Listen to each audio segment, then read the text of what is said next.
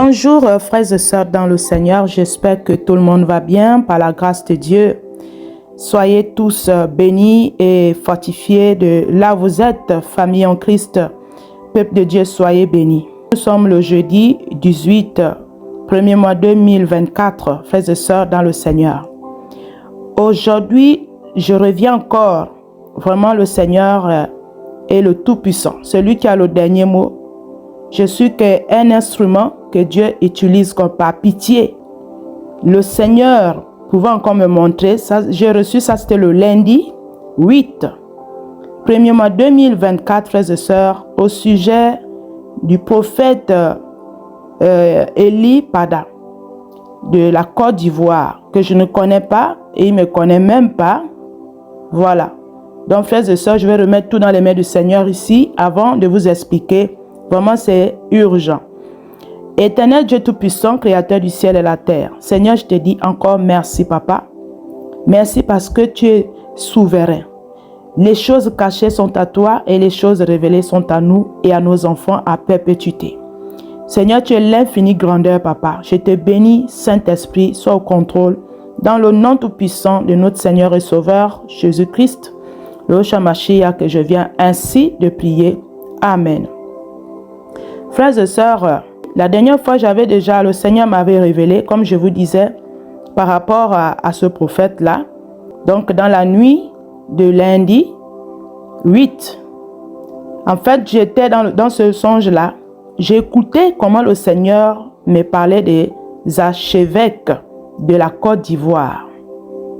Les archevêques de la Côte d'Ivoire, c'est ça que je pouvais écouter. Que c'est eux qui doivent aller se battre, trouver la solution pour le prophète Eli Pada.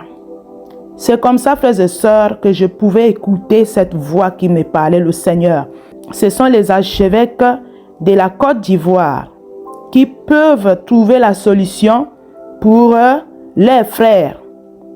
C'est comme ça que je pouvais écouter vraiment, frères et sœurs, que ce sont les archevêques. Pourquoi on n'a pas parlé des gens du dehors? Pourquoi on n'a pas parlé des païens? Pourquoi on parle des archevêques de la Côte d'Ivoire?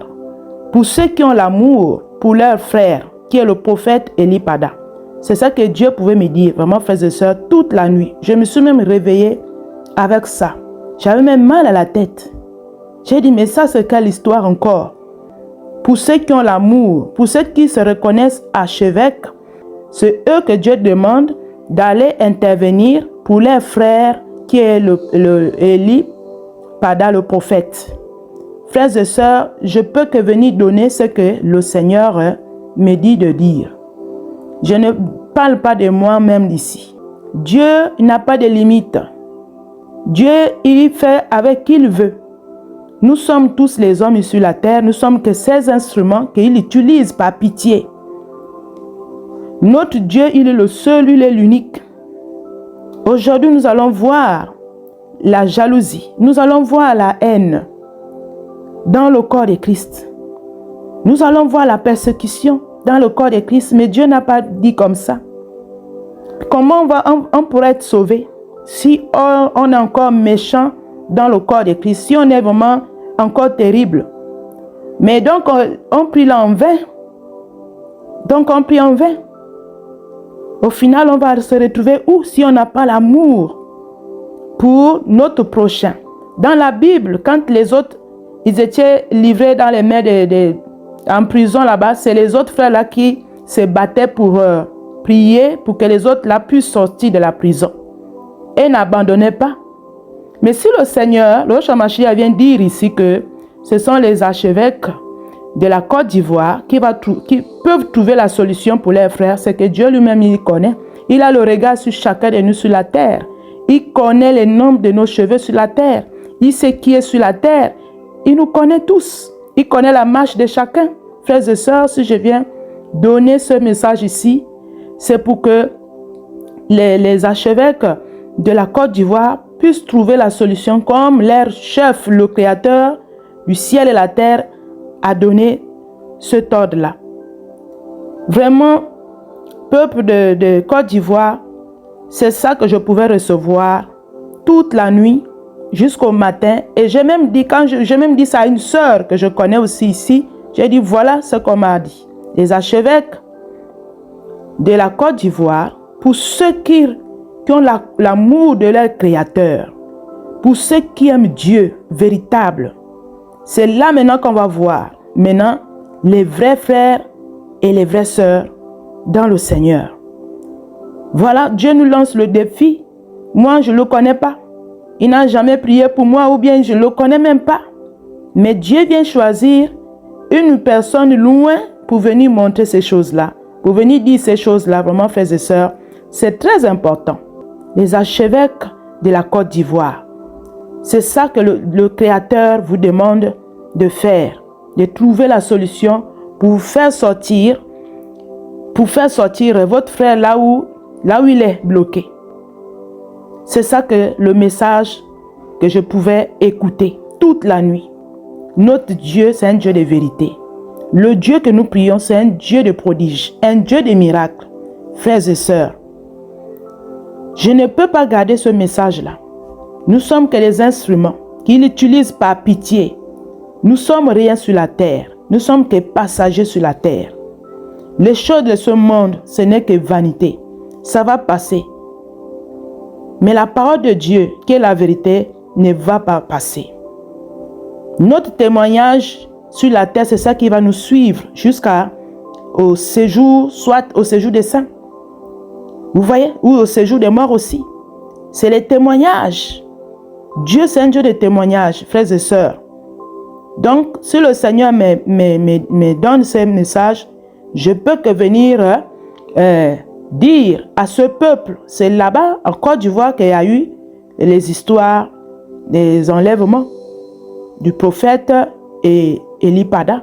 Donc, voilà pourquoi il demande aussi au peuple-là, les archevêques de la Côte d'Ivoire, de trouver la solution pour le prophète Élie Pada. Si c'était un faux prophète, je pense que Dieu n'a pas donné les messages aux gens même que Élie Pada ne connaît pas.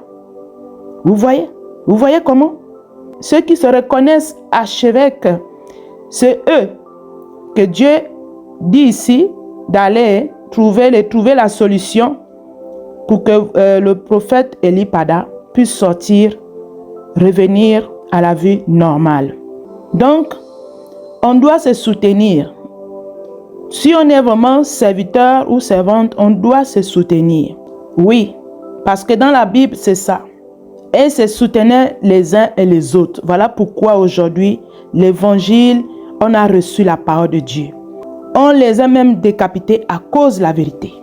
Ils ont marché avec l'évangile dans la vérité. Sauf peut-être pour ceux qui n'aimaient pas la vérité, là, ils ne sont pas avec Dieu.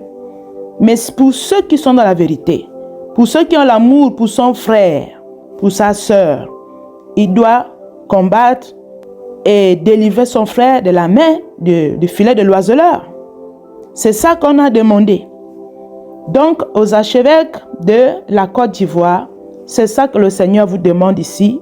Et je viens aussi libérer ce message pour que pour que moi aussi je suis libre. C'est un fardeau, c'est un poids terrible. Quand on a l'Esprit de Dieu, c'est dur. Sauf si on n'a pas l'Esprit de Dieu, là, on se réjouit du malheur de l'autre. Mais si on a l'Esprit de Dieu, le véritable, qu'on crie chaque jour, en tout cas, si la puissance de l'Esprit du Saint-Esprit en nous, je pense que pour celui qui a l'amour, il doit le faire.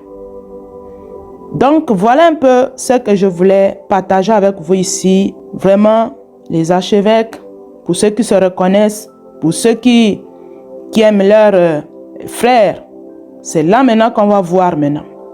Et tout ce que nous faisons sur la terre, en bon terme, on aura la récompense. On aura une récompense et ça sera aussi l'héritage pour nos familles, pour nos enfants qu'on va laisser sur la terre ici. Si on fait des bonnes œuvres. Mais si on ne fait pas les bonnes œuvres, je pense qu'il n'y a pas la bénédiction.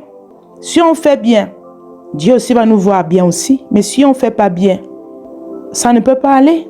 Dieu ne peut pas nous bénir. La bénédiction ne peut pas descendre jusqu'à la 4e génération. Comme le père Abraham Lui, il était le père de la foi. Mais quand il a obéi à Dieu, Dieu l'a béni jusqu'à maintenant nous. Si on prie sa cause de qui? Sa cause d'Abraham, le père de la foi. Donc, il y en a qui peuvent aller plaider la cause de son frère. Dieu, il fait comme ça. Il sait pourquoi il le demande. Il sait pourquoi aussi il le dit. C'est Dieu lui-même qui a la vérité. Moi, je ne sais pas pourquoi Dieu m'a dit ça. C'est lui-même le Créateur qui sait pourquoi qu'il a parlé de ça. Les archevêques de la Côte d'Ivoire. Donc, voilà un peu, frères et sœurs, ce que je voulais partager avec vous ici. Soyez bénis et merci encore. Shalom, shalom. Merci.